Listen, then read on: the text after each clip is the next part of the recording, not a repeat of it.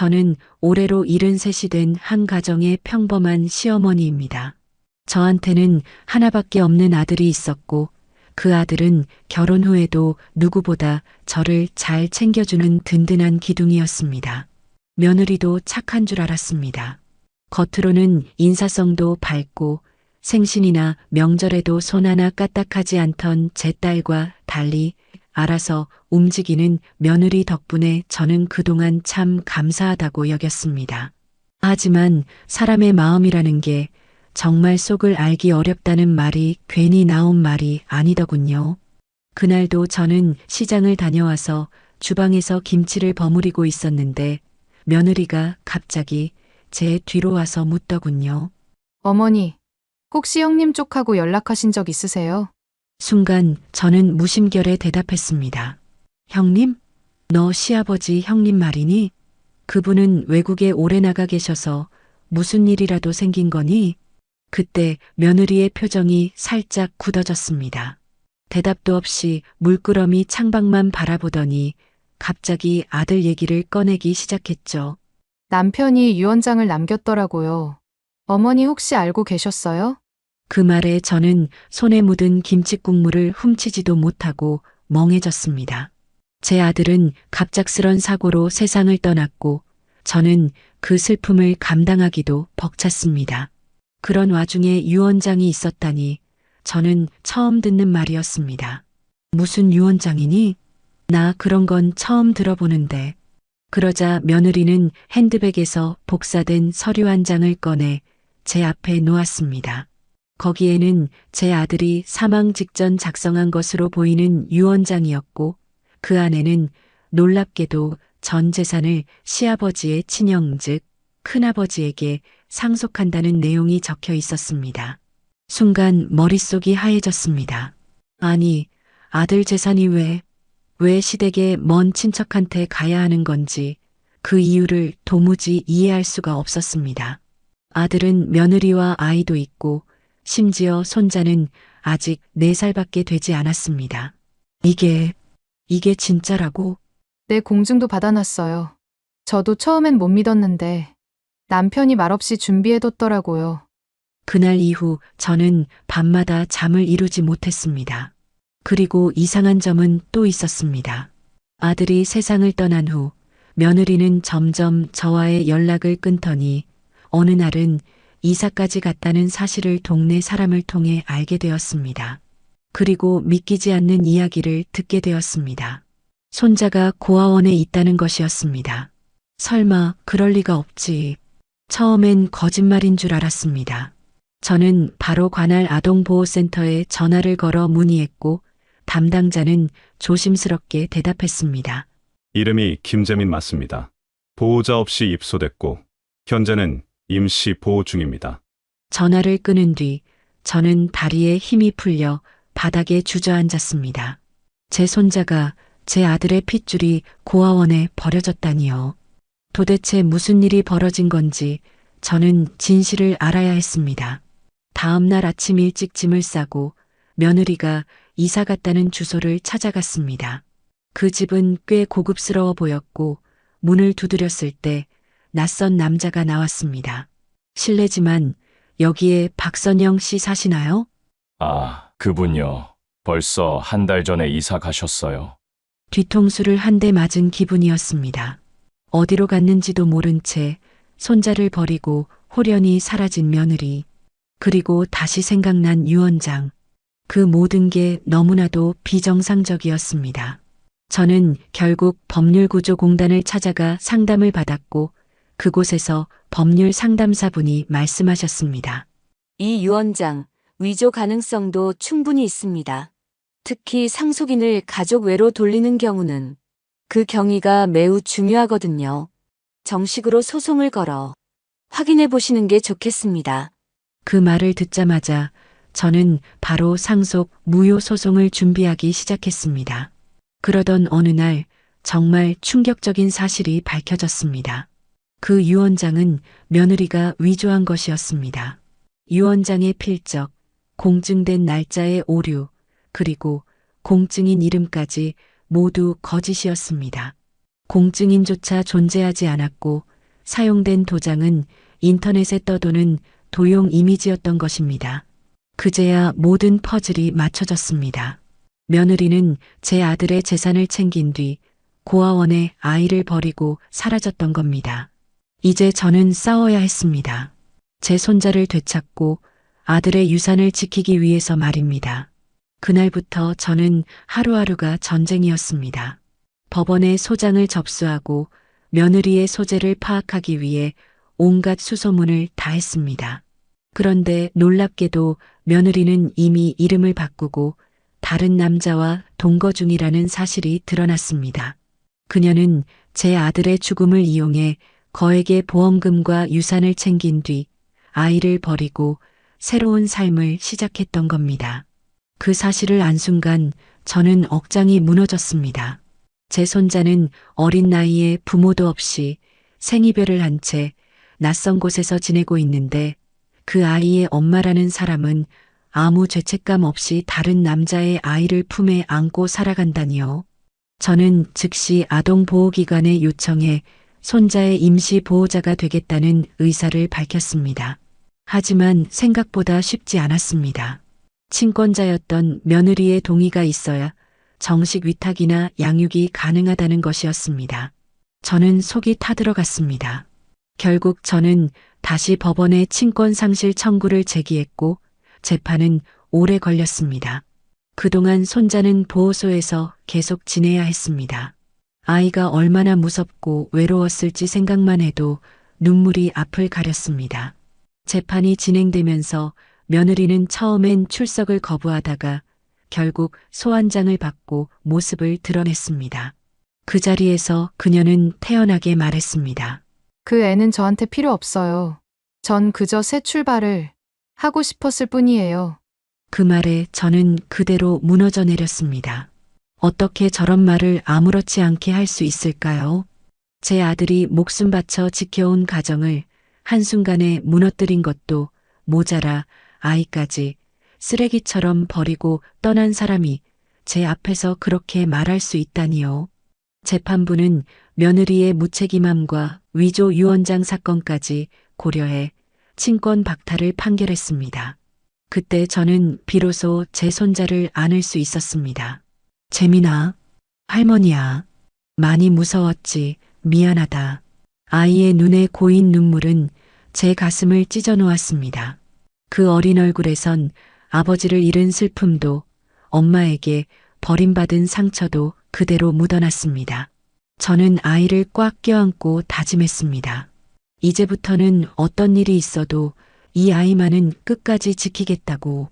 그리고 또 하나의 싸움이 남아 있었습니다. 며느리가 빼돌린 재산을 되찾아야 했습니다. 유언장을 위조해 시댁의 친척 명의로 재산을 넘긴 뒤 다시 그 재산을 본인 명의로 바꾼 정황이 드러났기 때문입니다. 법적으로는 횡령과 사기, 문서 위조 혐의까지 적용할 수 있었습니다. 저는 담당 변호사와 상의한 끝에 형사 고소를 진행했고 경찰은 수사를 통해 며느리의 계좌 흐름과 거짓 공증 사실들을 확인했습니다. 그녀는 결국 구속됐고 재판에서 징역 3년을 선고받았습니다. 그 소식을 들었을 때 저는 묘한 감정이 들었습니다. 기쁘다기보단 허무했습니다. 이렇게 모든 것을 잃고도 그녀는 전혀 뉘우치지 않았습니다. 아들, 손자, 가족 그 무엇 하나도 소중히 여기지 않았던 사람. 하지만 저는 남은 생을 후회 없이 살기로 했습니다. 제 손자를 지키고 아들의 유지를 올바로 되찾는 것. 그것이 저에게 남은 마지막 사명이라 믿었습니다.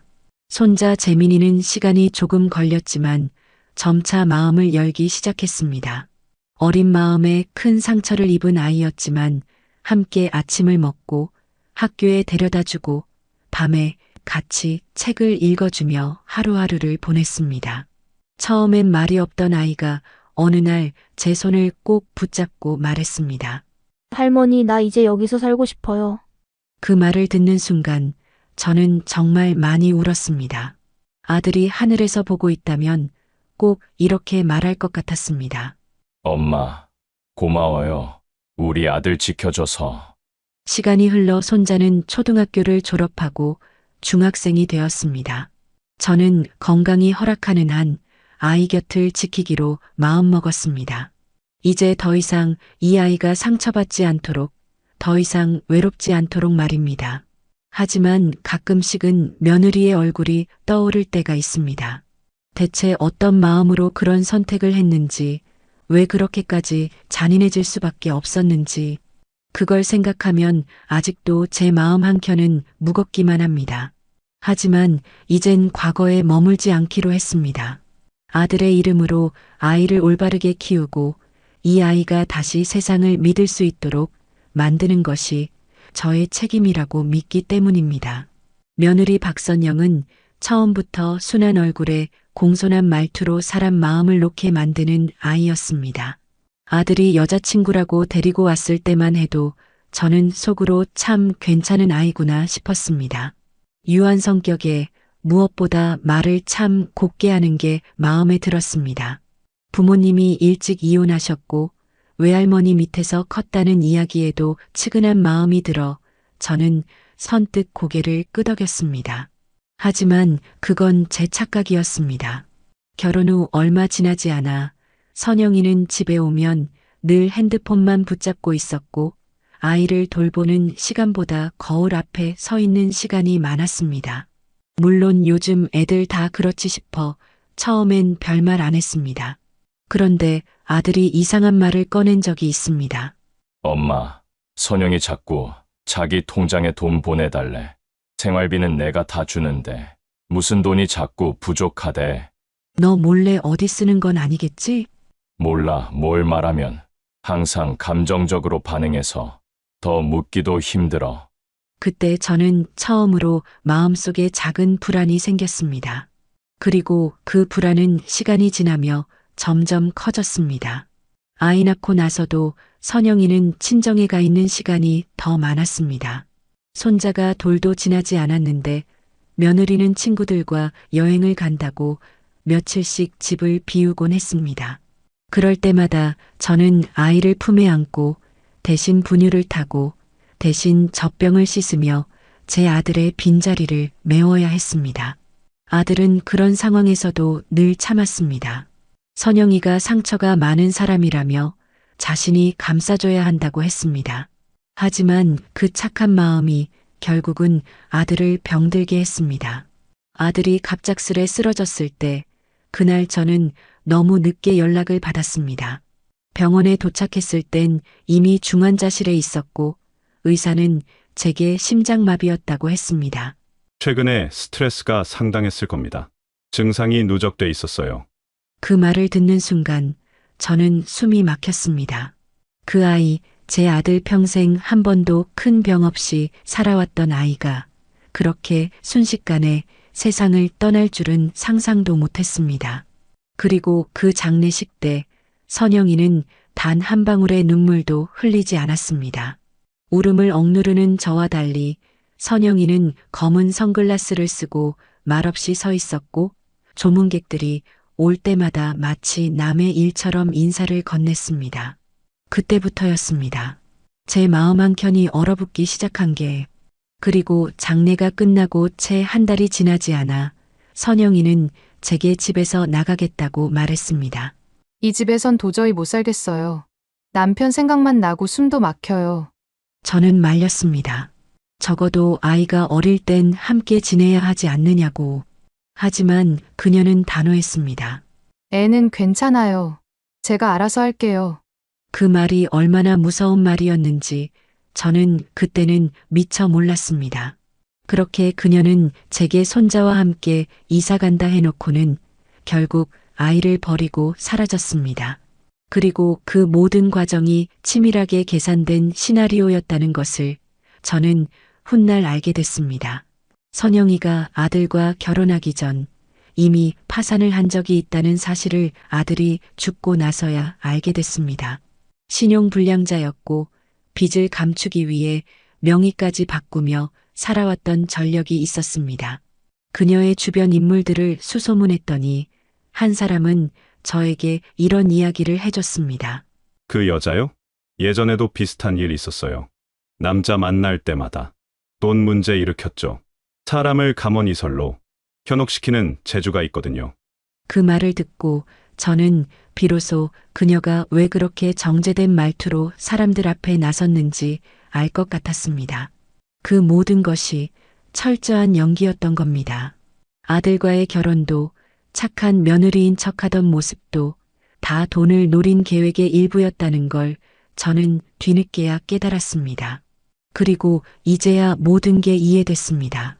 왜 아들이 유언장에 아무 말도 남기지 않았는지, 왜 병원 기록에도 과도한 스트레스와 우울증 소견이 있었는지, 왜 며느리가 장례 후 한 달 만에 연락을 끊었는지, 그녀는 아들이 죽을 걸 알고 있었던 겁니다. 혹은 방조했거나, 물론 그 증거는 없습니다. 직접 손을 댄 것이 아니라면 법으로 처벌하긴 어렵습니다. 하지만 한 가정을 무너뜨리고 한 아이의 인생을 망가뜨린 그 책임만큼은 평생을 두고 갚아야 할 것입니다. 저는 매일 아침 손자와 함께 학교에 갑니다. 그리고 저녁이면 간단한 저녁을 차리고 아이와 식탁에 앉아 이야기를 나눕니다. 그 소소한 일상이 제겐 가장 큰 보람입니다. 아이도 점점 웃음을 되찾고 있습니다. 처음엔 잠을 자다가 울곤 했지만 이제는 제 무릎에 누워 동화를 읽어달라고 할 정도로 마음을 열기 시작했습니다. 저는 압니다. 상처는 쉽게 아물지 않는다는 걸. 하지만 사랑은 그 어떤 상처도 덮을 수 있다는 것도 압니다. 그리고 그 아이가 언젠가 저를 엄마처럼 느껴줄 수 있다면 저는 더 바랄 게 없을 겁니다. 친손주 재민이는 아직도 밤이면 가끔 잠에서 깹니다. 악몽이라도 꾼 듯 이마에 땀이 송골송골 맺히고 숨이 가빠지며 울음을 참는 모습에 저는 매번 가슴이 저릿했습니다. 한밤중에 깨어난 아이가 불쑥 이런 말을 하곤 했습니다. 할머니, 엄마가 날 버린 거 맞죠? 저는 아무 말 없이 아이를 끌어안고 등을 토닥였습니다. 우리 재민이는 아무 잘못 없어. 아무것도 걱정하지 말고 할머니만 믿으면 돼. 그렇게 며칠이 지나던 어느 날 등기 하나가 집으로 배달됐습니다. 보낸 사람 이름을 보고 저는 순간 얼어붙었습니다. 박선영, 수감 중인 며느리였습니다. 도무지 어떤 내용일지 몰라 떨리는 손으로 봉투를 열었습니다. 편지에는 단 한 장의 종이가 담겨 있었습니다. 아이는 당신이 키우세요. 더는 욕심 없어요. 하지만 그 집만은 제게 돌려주세요. 제 몫은 있어야 하잖아요. 저는 그 한 문장을 읽고 분노보다 슬픔이 밀려왔습니다. 그녀는 끝까지 아이를 사랑한 적이 없었습니다. 모성도 후회도 없었습니다. 오로지 계산뿐인 삶이었습니다. 그 집이란 아들이 남긴 아파트였습니다. 현재 제 명의로 되어 있었고 아이의 양육을 위해 사용되고 있었습니다. 며느리는 그 집만은 자신의 몫이라 주장하며 편지로까지 압박을 해온 겁니다. 변호사에게 편지를 보여주자 그는 한숨을 쉬며 말했습니다. 아마도 출소 후 민사소송을 걸 가능성도 있습니다. 그녀가 아직도 재산권에 집착하고 있다면 충분히 가능한 시나리오입니다. 그 말에 저는 다시 긴장감을 다잡아야 했습니다. 이미 제 나이는 70을 넘겼고 법정 다툼이라는 게 얼마나 지치고 소모적인지 뼈저리게 체감하고 있었지만 또 한 번 싸워야겠다고 마음먹었습니다. 이번엔 아이를 위한 것이 아니라 아이가 살아갈 공간을 지키기 위해서였습니다. 며칠 뒤 저는 아이와 함께 다시 가족법률상담소를 찾았습니다.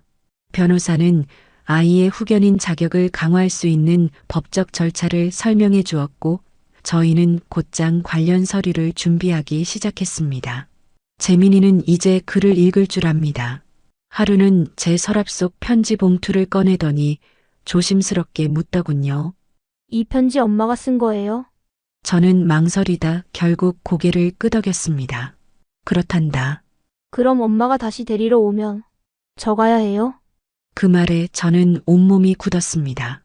재민이는 그 말을 하며 눈동자가 흔들리고 있었습니다. 아직도 마음속 어딘가에는 엄마라는 존재에 대한 희미한 기대가 남아 있었던 겁니다. 저는 조용히 아이의 손을 꼭 잡아주었습니다. 아무도 널 데려갈 수 없어. 넌 이 할머니의 아들이고 이 집이 내 집이야. 평생 여기서 살 수 있어. 그날 밤 아이는 제 무릎에 누워 처음으로 이런 말을 했습니다. 할머니, 저도 나중에 커서 누군가를 꼭 지켜줄 수 있는 사람이 되고 싶어요. 그 말이 제게는 아들의 목소리처럼 들렸습니다. 제 아들도 그런 아이였거든요. 자기보다 남을 먼저 생각하고 늘 가족을 위해 묵묵히 살아가던 아이. 다음 날 저는 아이를 데리고 아들의 산소에 갔습니다.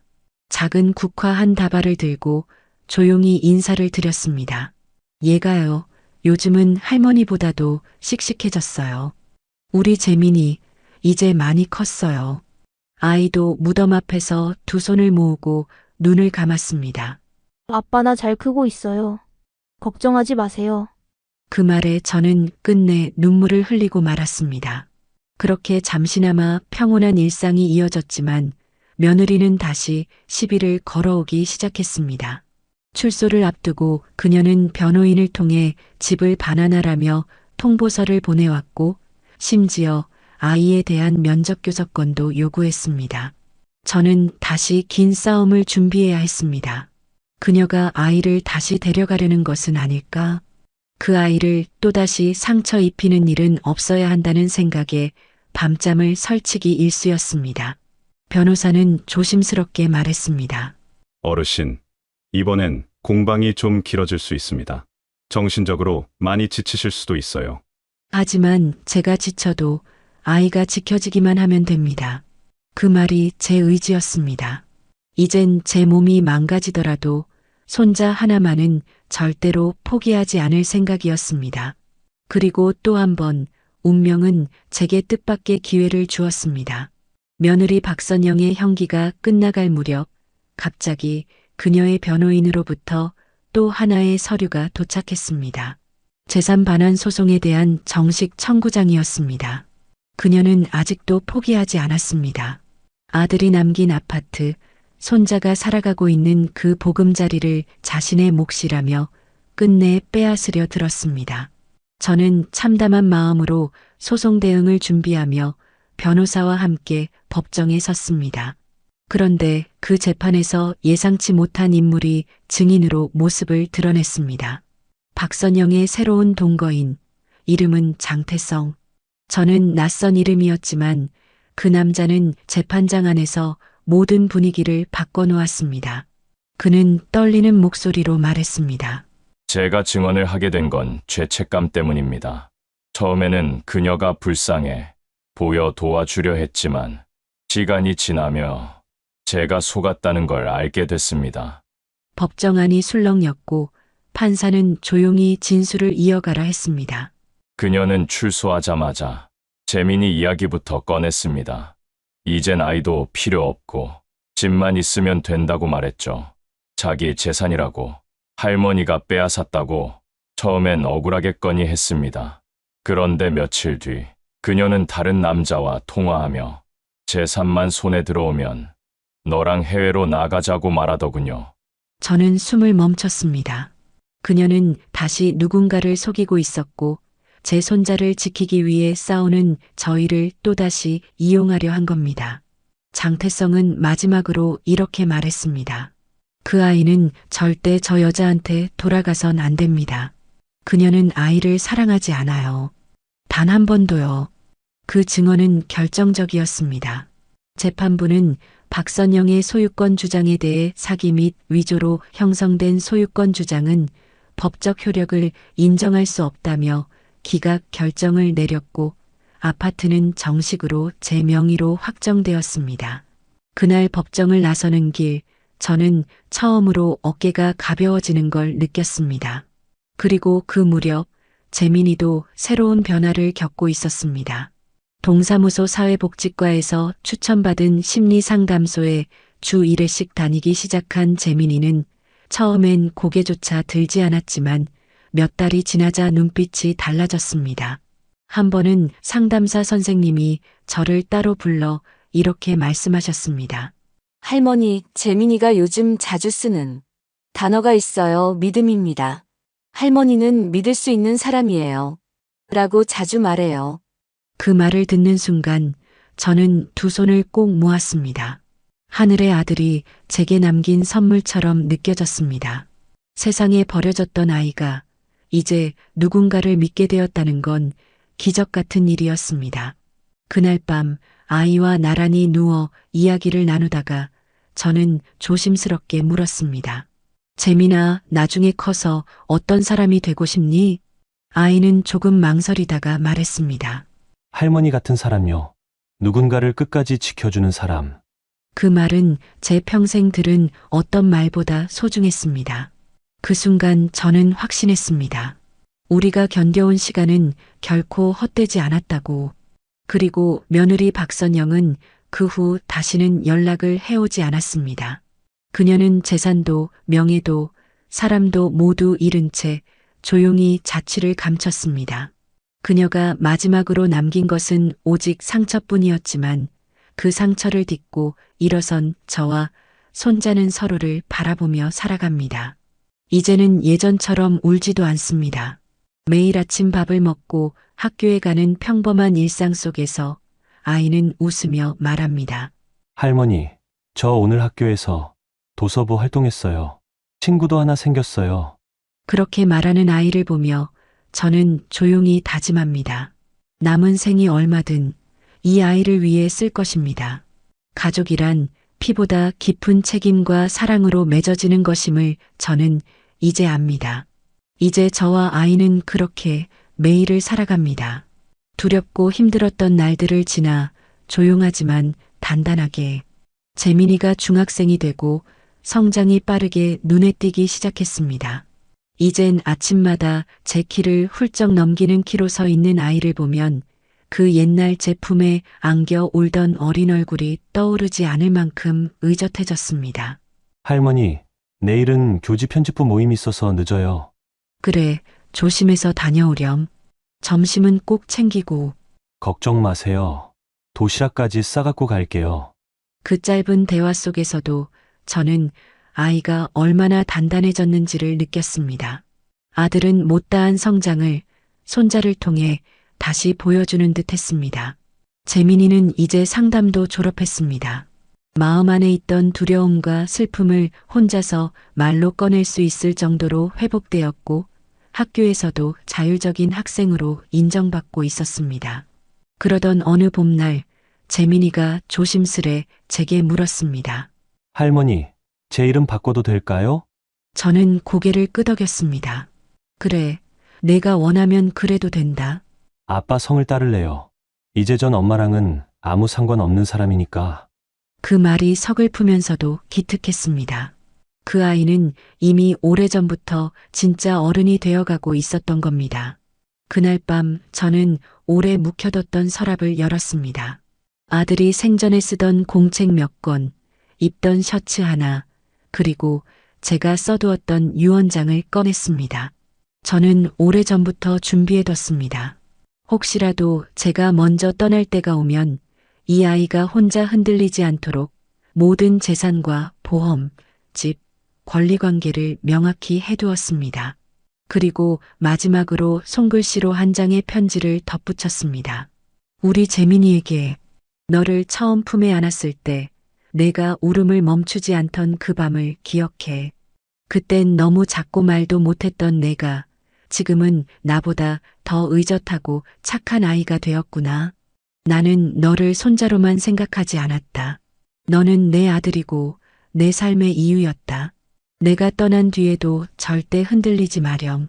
넌 누가 뭐라 해도 사랑받을 자격이 있는 아이야. 그 편지를 봉투에 담아 유서 맨 마지막 장에 끼워 넣었습니다. 시간이 흐를수록 저는 기력이 약해졌습니다. 무릎은 더 이상 오래 서 있기를 허락하지 않았고 손끝은 글씨를 오래 쓰는 것도 힘들어졌습니다. 하지만 하루하루 아이를 바라보는 마음만큼은 전보다 더 간절했습니다. 재민이는 고등학생이 되었습니다. 진로는 아직 명확하지 않았지만 그는 말했습니다. 사람 마음을 치유하는 일을 해보고 싶어요. 누군가의 속 이야기를 들어주는 사람이 되고 싶어요. 그 말에 저는 미소 지으며 고개를 끄덕였습니다. 그건 아주 귀한 일이란다. 넌 그럴 자격이 충분한 아이야. 그리고 그해 겨울, 저는 병원에서 폐렴 진단을 받았습니다. 크게 걱정할 병은 아니라고 했지만 저는 알 수 있었습니다. 몸이 조금씩, 아주 조금씩 마지막을 향해 가고 있다는 걸. 저는 더 이상 미루지 않고 재민이를 앉혀 조용히 말했습니다. 얘야, 혹시라도 할머니가 없게 되면 서랍 맨 아래 칸에 있는 파란 봉투를 꼭 열어보렴. 거기엔 너한테 남긴 중요한 것들이 들어있어. 재민이는 울먹이며 고개를 저었습니다. 할머니 그런 말 하지 마세요. 저 아직 할머니 없이 못 살아요. 그 말에 저는 손을 뻗어 아이의 손등을 꼭 감쌌습니다. 하지만 언젠간 내가 혼자서도 잘 설 수 있어야 해. 할머니는 그걸 위해 지금까지 살았단다. 재민이는 고개를 숙였고 저도 더 이상 말을 잇지 못했습니다. 그날 밤 저는 아들의 영정 앞에 작은 촛불을 밝혔습니다. 얘가, 우리 재민이가 이젠 너보다 더 닮았단다. 그 조용한 밤 촛불은 흔들리지 않고 오래도록 그 자리에 있었습니다. 다음 날 아침 저는 유난히 일찍 눈이 떠졌습니다.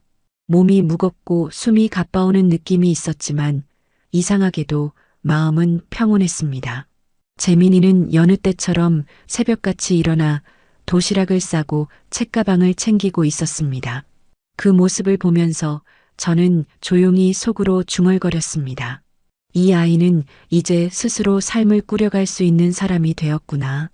창밖으로는 약한 눈발이 흩날리고 있었습니다. 아직 채 녹지 않은 겨울 끝자락의 바람이 유리창을 흔들고 있었고 저는 두툼한 무릎 담요를 덮고 창가에 앉았습니다. 조금 뒤 재민이가 다가왔습니다. 할머니, 오늘은 점심 도시락 2개 싸왔어요. 하나는 새로 들어온 친구 줄 거예요. 집에서 아침 못 먹고 온다 해서요. 그 말에 저는 작게 웃었습니다. 그래, 잘했구나.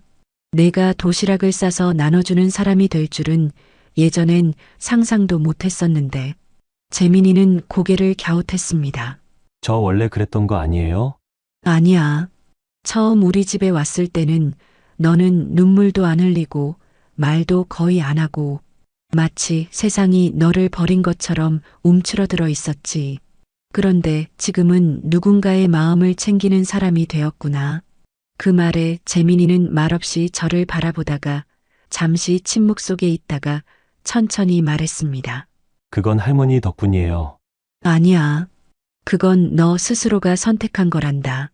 나는 그냥 내 옆에 있었을 뿐이지. 그 짧은 대화를 끝으로 재민이는 학교에 갔고 저는 다시 혼자 남았습니다. 혼자 있는 시간이 점점 길어지고 있었습니다. 몸은 더디게 움직였고 사소한 일에도 금세 숨이 찼습니다. 그래도 매일 아침 재민이의 얼굴을 보는 것만으로도 하루를 살아낼 이유가 충분했습니다. 그날 오후 재민의 담임 선생님에게서 전화가 왔습니다. 재민이가 학교에서 발표 수업을 하는데 가족을 주제로 한 짧은 연설문을 준비했다고 했습니다.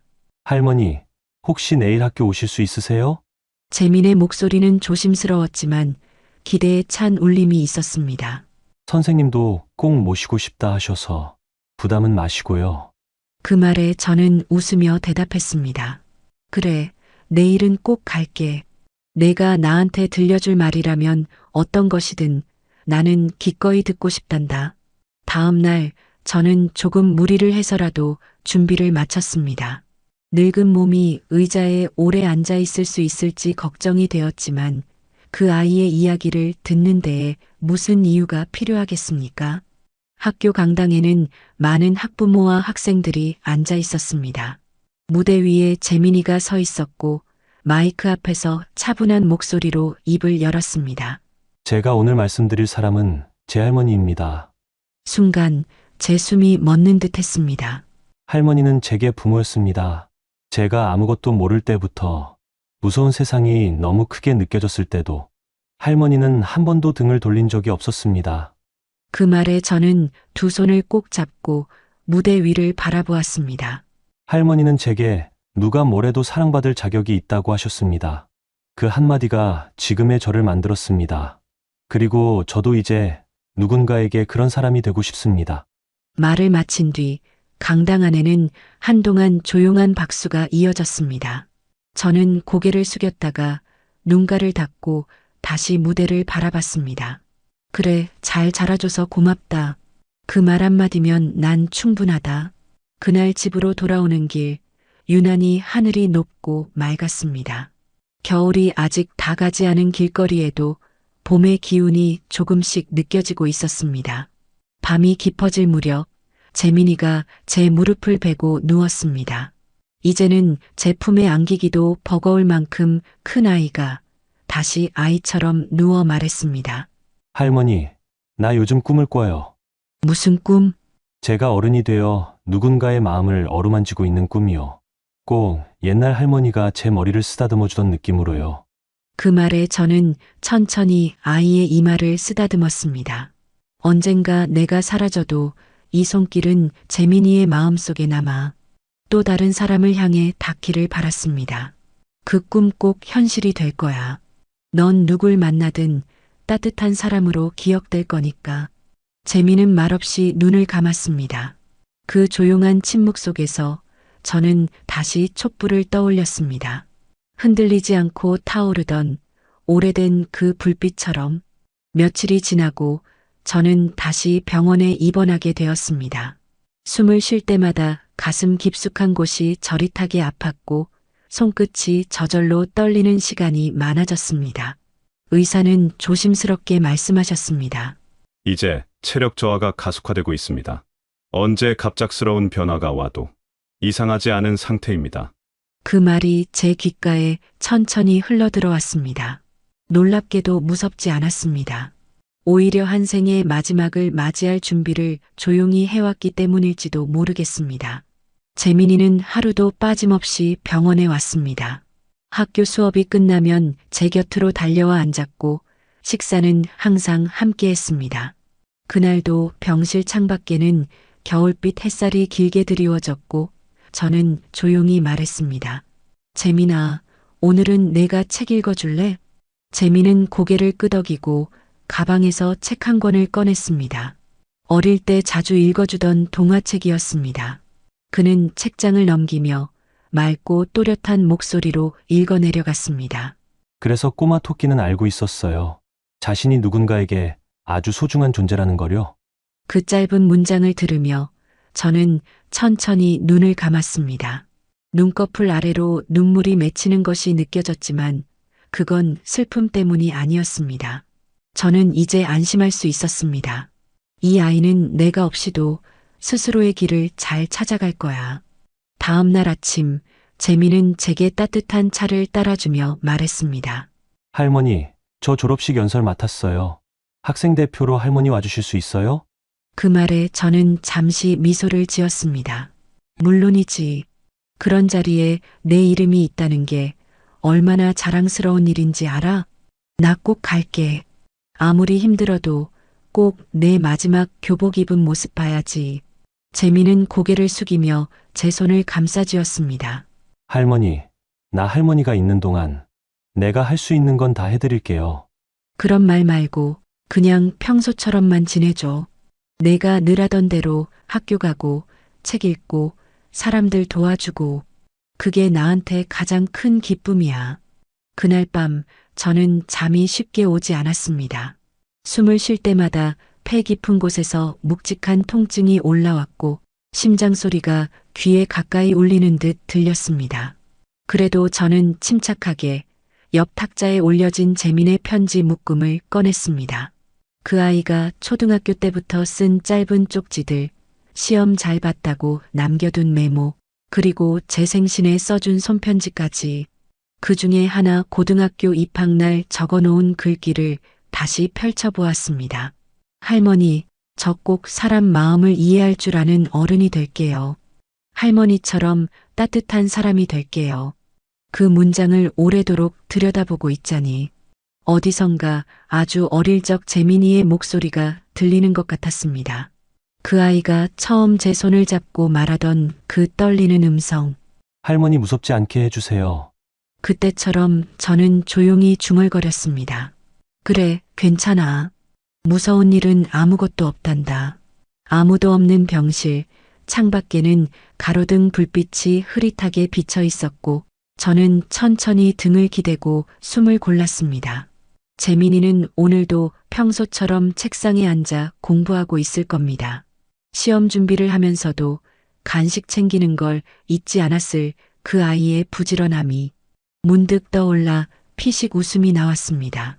그런 아이가 나와 함께 있었던 시간은 내 인생 전체 중 가장 선명한 시간이었구나. 그날 밤 저는 오랜만에 꿈을 꾸었습니다. 아들이 어릴 적 모습으로 나를 향해 걸어오고 있었고 그 뒤로는 어린 재민이가 아들과 손을 꼭 잡은 채 나를 향해 웃고 있었습니다. 그들이 말없이 제 앞에 서서 손을 내밀었고 저는 그 손을 잡으며 마음 깊숙이 이렇게 중얼거렸습니다. 이제야 모두 제자리로 돌아오는구나. 다음 날 아침 병원 침대 곁엔 의사가 조용히 서 있었습니다. 재민은 병실 문을 열고 들어오다가 멈춰 섰습니다. 의사의 고개가 아주 천천히 아래로 떨어졌고 병상 위 제 모습은 이미 숨결을 멈춘 지 오래였습니다. 그 아이는 한참 동안 아무 말 없이 제 이불 끝자락을 잡고 그대로 서 있었습니다. 눈물도 나지 않았습니다.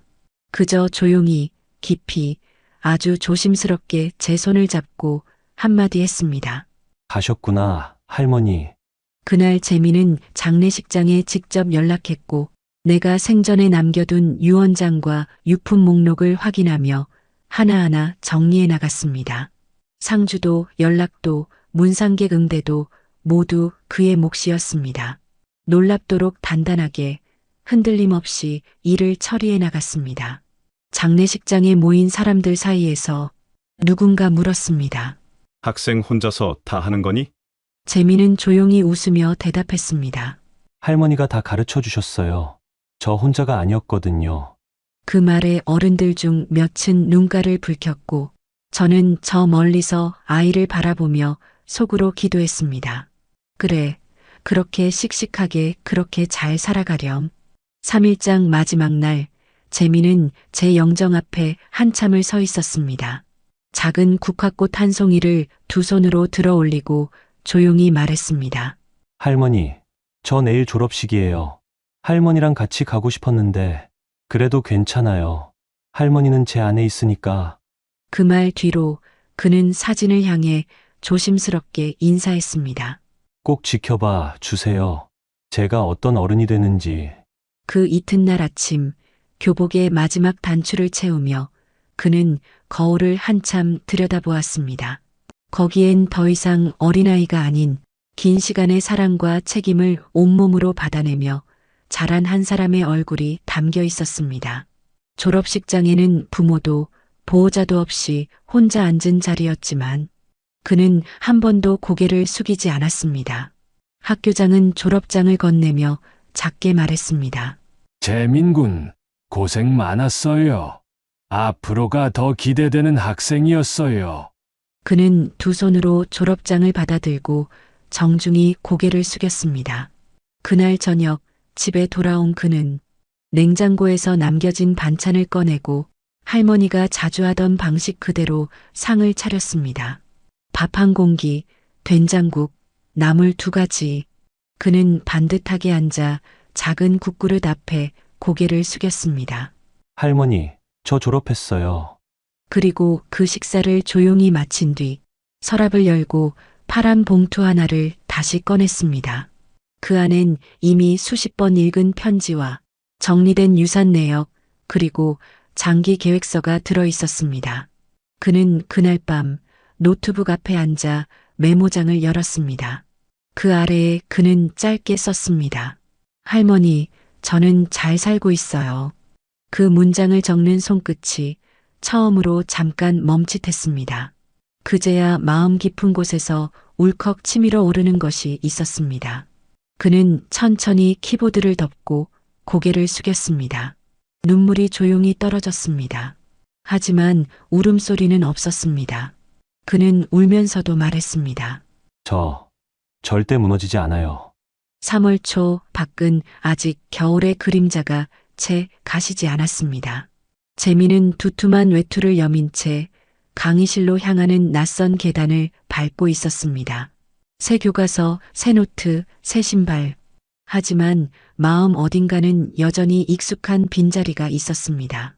어디를 봐도 할머니는 없었고 누구도 재민을 우리 재민이라고 불러주지 않았습니다. 그는 새내기 오리엔테이션에서 동기들과 함께 둘러앉아 조별 활동을 하던 중 한 친구가 물었습니다. 재민이는 고등학교 어디 나왔어?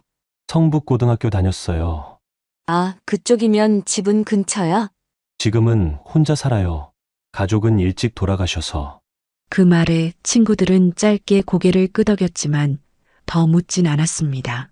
그런 식의 간극은 평범한 대화 속에서도 무심하게 선을 그었습니다. 그리고 재민은 그 선을 억지로 넘지 않았습니다. 기숙사가 아닌 자취방, 낯선 동네, 할머니의 유산으로 얻은 작은 원룸 한 칸. 그곳에서 그는 매일 아침 7시에 일어나 밥을 짓고 점심 도시락을 싸고 저녁에는 자습하며 하루를 보냈습니다. 목요일 밤, 그날도 그는 조용히 책상을 정리하고 공책 한 장을 꺼내 글을 써내려갔습니다. 할머니, 학교 생활은 아직 어색해요. 사람들과 잘 지내보려고 애는 쓰지만 가끔은 벽처럼 느껴지는 순간이 있어요. 할머니가 있었으면 어땠을까 생각도 하고요. 하지만 괜찮아요. 그럴 때마다 할머니가 제게 해줬던 말을 떠올려요. 넌 혼자가 아니야. 누구보다 넌 강한 아이란다. 그래서 저도 제 자신한테 그렇게 말해보려고요. 그는 편지를 접어 수첩 안에 끼워 넣고 사진을 바라보며 작은 미소를 지었습니다. 그리고 그 주 금요일 학교 상담센터에서 상담 조교 지원 공고가 떴습니다. 그는 아무런 망설임 없이 지원서를 냈습니다. 며칠 뒤 담당 교수와의 면담 자리에서 교수가 물었습니다. 재민 씨는 왜 상담 조교를 하고 싶어요? 재민은 망설이지 않고 대답했습니다. 저도 누군가에게 그런 사람이었으면 해서요. 말 한마디가 누군가를 바꿀 수 있다는 걸 저는 직접 경험했거든요. 그 대답에 교수는 고개를 끄덕이며 미소 지었습니다. 그럼 잘 부탁해요, 재민 씨. 그날 저녁 집에 돌아온 그는 학교에서 받은 명찰을 조심스레 책상에 내려두었습니다. 그리고 사진을 향해 조용히 말했습니다. 할머니, 저 이제 누군가의 이름을 불러주는 사람이 될 거예요. 그 밤 그는 유독 오랜 시간 책상에 앉아 있었습니다. 과제도 예습도 없이 그저 펜을 쥔 채 무언가를 쓰고 또 지우기를 반복했습니다. 그가 공책에 남긴 한 문장은 이러했습니다. 사랑은 꼭 곁에 있지 않아도 살아있는 것처럼 내 삶을 흔든다. 그 말이 제 안에서 맴돌았습니다. 할머니라는 이름으로 살아있던 기억이 재민의 일상 속에서 숨처럼 스며드는 순간이었습니다. 그리고 며칠 뒤 그는 상담센터에서 처음으로 낯선 학생의 눈을 마주하게 되었습니다. 그 학생은 말을 하지 않았고 고개도 들지 않았지만 재민은 아주 오래도록 그 아이 옆에 조용히 앉아 있었습니다. 그것은 할머니가 재민에게 해주던 방식이기도 했습니다. 시간이 흐르고 아이가 조용히 말했습니다. 저 아무도 없어요. 재민은 그 말에 고개를 끄덕이며 대답했습니다. 저도 한때 그랬어요. 하지만 지금은 있어요. 그러니까 꼬마 친구도 곧 생길 거예요. 그 말은 거창하지 않았지만 아이는 처음으로 눈을 들어 재민을 바라봤습니다. 상담센터에서의 일은 단순한 업무로만 끝나지 않았습니다. 재민은 매일 다른 사람의 마음 앞에 앉았습니다. 입을 열지 않는 아이, 짧게 분노만 쏟아내고 떠나는 아이, 그리고 자기 자신을 혐오하는 시선을 품고 오는 아이까지. 그는 그 아이들의 말에 귀를 기울였고 말없는 침묵에도 똑같은 집중으로 곁을 지켰습니다. 하루는 여학생 하나가 상담실 문을 열고 조용히 들어왔습니다. 이름은 유정. 중학교 때부터 자해를 반복했고 고등학교에 진학하지 않은 채 검정고시를 준비 중인 아이였습니다. 그 아이는 처음부터 말했습니다. 저는요, 안 변해요. 사람들이 아무리 좋은 말을 해도 다 흘러요. 어차피 다시 어두워지니까요. 그 말에 재미는 다그치거나 설득하지 않았습니다. 그저 책상 아래에 놓인 손수건 한 장을 꺼내 말없이 그녀 앞에 내밀었습니다. 그 손수건은 아주 오래전 할머니가 처음 자신에게 주었던 작은 꽃무늬 손수건과 똑같은 것이었습니다. 이건 왜요? 제가 어릴 때 무섭고 두려울 때마다 이걸 꼭 쥐곤 했어요. 그 손끝의 감촉이 저를 다시 붙잡아줬거든요. 유정은 말없이 손수건을 받아들었고 그날 상담실을 나설 때도 다시 말을 꺼내지 않았습니다. 하지만 일주일 뒤 그녀는 다시 왔습니다. 혹시 저번에 줬던 손수건 같은 거 하나 더 있나요? 그건 원래는 하나밖에 없어요. 하지만 다른 걸 줄 수는 있어요. 재미는 그렇게 자신이 읽고 또 읽었던 작은 시집을 유정에게 건넸습니다. 그녀는 책장을 넘기다 말없이 한 페이지에 손을 멈췄습니다. 그 페이지엔 이렇게 적혀 있었습니다. 상처 입은 사람은 스스로를 끌어올릴 용기를 배운다. 그 손은 결국 누군가를 끌어올리는 손이 된다. 그 구절은 재민의 마음에도 깊이 박혀있던 문장이었습니다. 그가 어릴 적 할머니에게 처음 편지를 받고 그 글을 곱씹으며 자신을 붙잡았던 순간이 떠올랐습니다. 그날 밤 자취방으로 돌아온 재민은 책상에 앉아 오래도록 펜을 움직이지 못했습니다. 그리고 조용히 머리를 숙인 채 자신의 손등을 가만히 바라보았습니다. 그 손은 어느새 성인 남성의 손처럼 자라 있었고 더 이상 작거나 약하지 않았습니다. 그는 그 손으로 서랍을 열고 오래도록 간직해둔 편지 한 장을 다시 꺼냈습니다. 우리 재민이에게 넌 내 삶이었고 이제 누군가의 삶이 될 수 있는 사람이다. 그 문장을 읽는 순간 재민은 천천히 숨을 들이쉬며 창문 너머의 바람을 느꼈습니다. 지나간 사람의 따뜻한 말 한 줄이 그를 얼마나 단단하게 만들었는지를, 그리고 지금 그 말들이 자신을 통해 다시 살아나고 있다는 것을 재민은 뼛속까지 실감하고 있었습니다. 며칠 뒤 유정은 상담이 끝난 뒤 책상에 종이 한 장을 놓고 갔습니다. 그 종이에는 이렇게 적혀 있었습니다. 그 손수건 아직도 주머니에 있어요. 무슨 일 있으면 그냥 지어요. 그게 저한테 처음으로 생긴 버텨보자라는 생각이에요. 재민은 조용히 그 종이를 접어 자신의 공책 사이에 끼워 넣었습니다. 그리고 사진을 향해 고개를 들었습니다. 할머니, 저도 누군가에게 그런 사람이 되고 있어요. 할머니가 제게 그랬던 것처럼요. 그 말 뒤에 이어진 침묵 속에서 창밖 바람이 창틀을 두드렸습니다. 그 소리는 마치 오래된 약속 하나가 조용히 고개를 끄덕이며 대답해주는 것 같았습니다. 그날도 상담실엔 낯선 학생이 예약 없이 걸어 들어왔습니다. 모자에 얼굴을 깊숙이 묻고 후드티에 가방 하나 달랑 메고 있던 아이. 접수 명부에 이름을 적지도 않고 의자에 털썩 주저앉았습니다. 재민은 조용히 물었습니다. 학생, 혹시 이름을 먼저 말해줄 수 있을까? 기록 안 남겨도 되죠? 물론이야, 여긴 그런 곳이니까. 그 아이는 한참 고개를 떨구고 있다가 입을 열었습니다. 저 집 나왔어요. 일주일 됐고 지금은 친구네 빈방에서 자요. 그 집도 곧 나가야 돼요. 재민은 고개를 끄덕였습니다. 학교는? 이미 자퇴했어요. 그리고 아무도 몰라요. 엄마는 연락 안 받고 아버진 어릴 때부터 없고. 그 짧은 대답 속에 담긴 공기, 그 무게. 재민은 그것을 너무 잘 알고 있었습니다. 밥은 먹었어? 그 말에 아이가 잠시 시선을 피했습니다. 오늘은 아직요. 재민은 가방에서 바나나 하나와 두유 하나를 꺼내 아이 앞에 놓았습니다.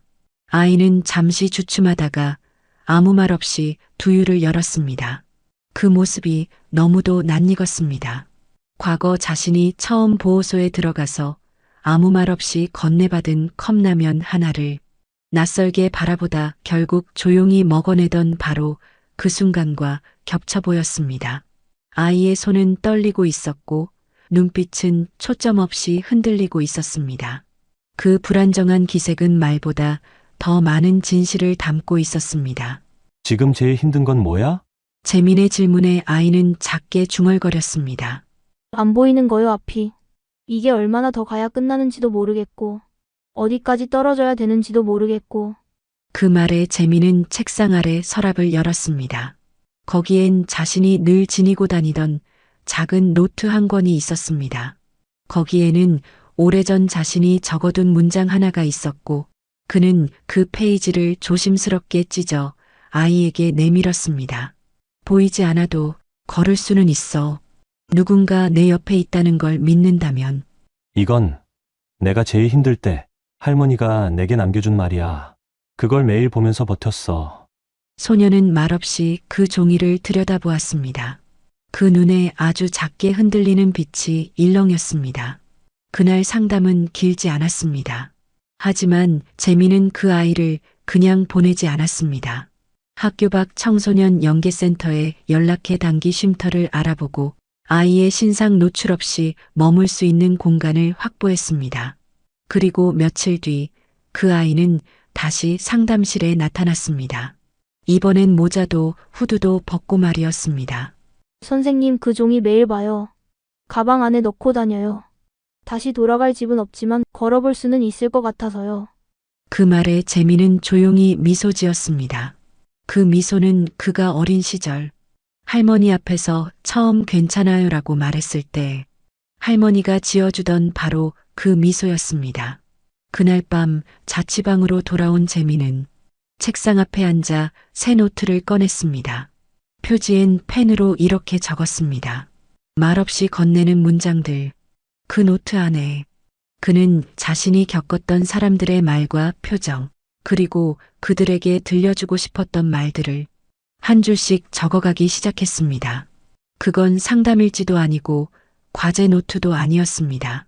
그건 할머니가 남긴 방식 그대로 누군가에게 조용히 건네는 손글씨 위로의 편지들이었습니다. 어느덧 재민은 이젠 정식 상담사 자격시험을 준비하며 실습과 병행하는 실무 과정을 밟고 있었습니다.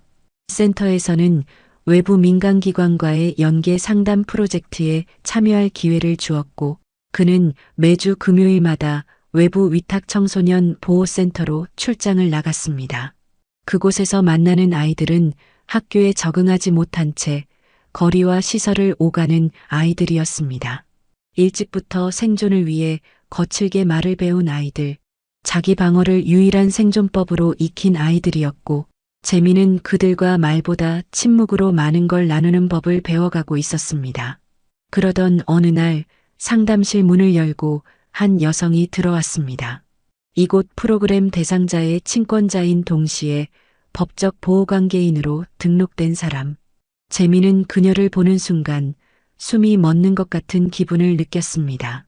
차가운 눈빛, 스스로가 옳다는 걸 의심하지 않는 말투, 모든 상황을 통제하려는 듯한 감정 없는 목소리. 얘는요, 원래 이래요. 가정 불화 같은 건 없었고, 그 애가 원체 예민해서 그런 거예요. 집에서도 늘 문제를 만들었고, 학교에서는 아예 적응을 안 했고요. 도와주려는 사람한테는 말 한마디 제대로 못하면서 밖에서는 피해자 행세나 하고. 재민은 순간 등줄기를 타고 내려오는 낯선 감정과 마주했습니다. 그 말투, 그 언어의 리듬, 그 속에 숨은 책임 회피의 냄새. 그녀다. 내 어린 시절을 무너뜨렸던 그 사람과 같은 냄새. 하지만 그는 숨을 깊게 들이쉬며 정면을 바라보았습니다. 보호자님, 지금 이 시간은 아이의 상담 진행을 위한 자리입니다. 혹시 가능하시다면 보호자분의 이야기는 따로 정리해서 남겨주시고 아이가 직접 이야기할 수 있도록 공간을 열어주시면 좋겠습니다. 여성은 순간 표정이 굳었지만 재민의 단단한 눈빛 앞에서 더 이상 말을 잇지 않았습니다. 그녀가 나가자 문 너머에 앉아있던 아이가 조용히 들어왔습니다. 짙게 내려쓴 비니, 검은 후드, 깡마른 손목. 말없이 벽만 바라보던 아이는 한참이 지나서야 입을 열었습니다. 저 여자 말 믿지 마세요. 자기가 한 일 없다고 말하는 게 가장 무서운 거예요. 그 말에 재민은 한동안 아무 말도 하지 않았습니다.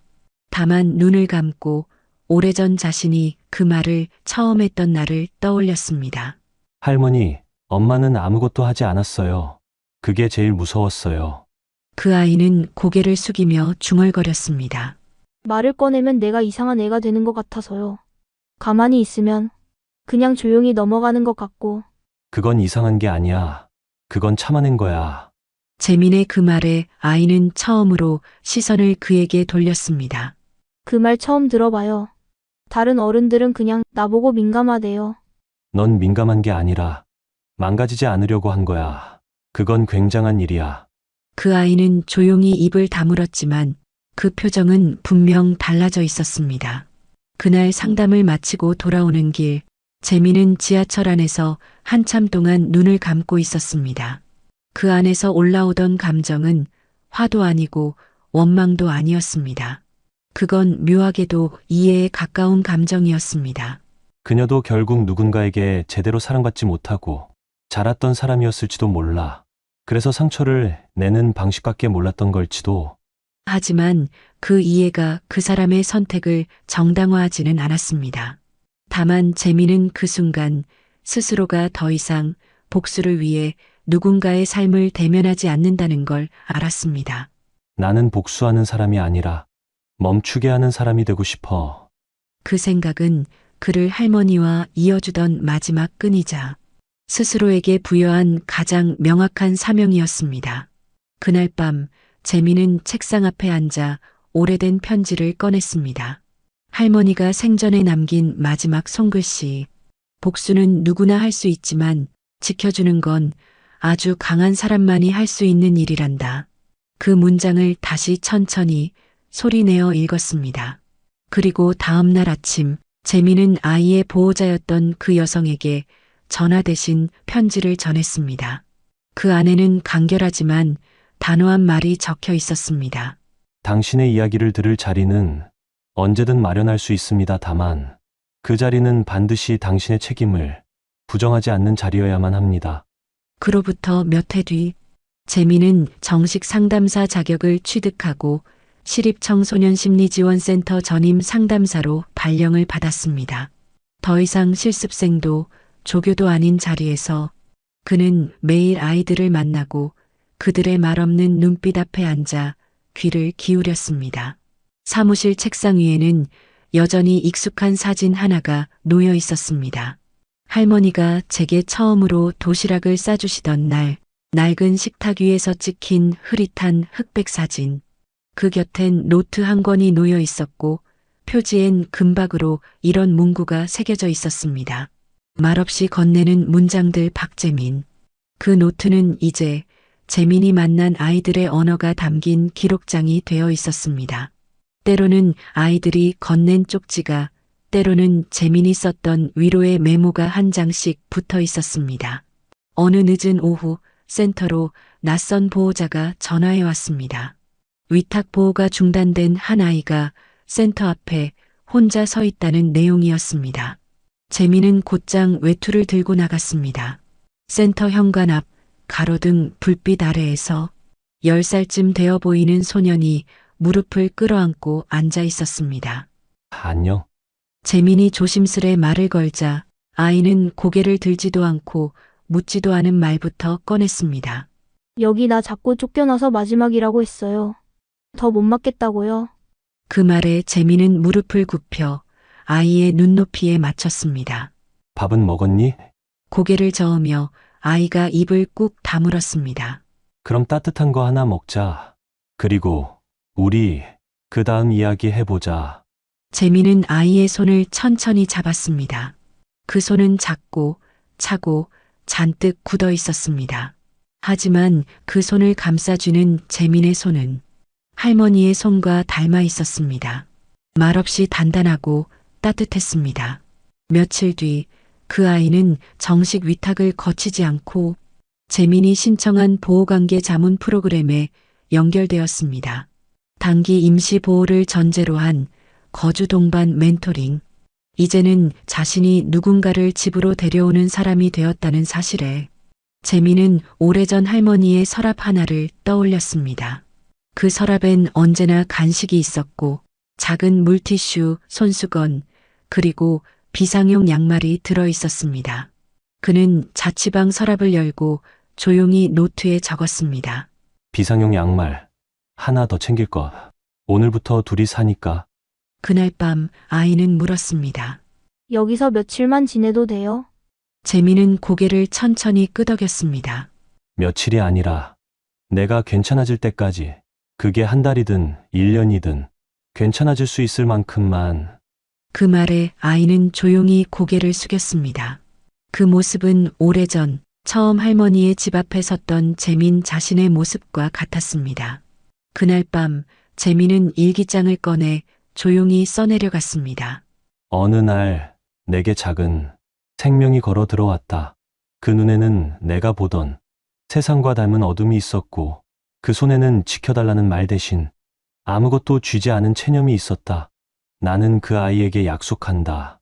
다시 버려지지 않도록 하겠다고. 다시 울지 않도록 해보겠다고. 그리고 내 아내 아이에게도 말해준다. 우린 누군가를 지키는 사람이 되었다고. 그 문장을 마치고 그는 사진 속 할머니에게 고개를 숙였습니다. 이제야 저도 누군가의 할머니가 될 수 있을 것 같아요. 창밖에는 봄비가 조용히 내리고 있었습니다. 그 빗소리는 마치 한 사람의 긴 이야기 끝에 내리는 작은 커튼처럼 묵묵히 감정을 감싸고 있었습니다.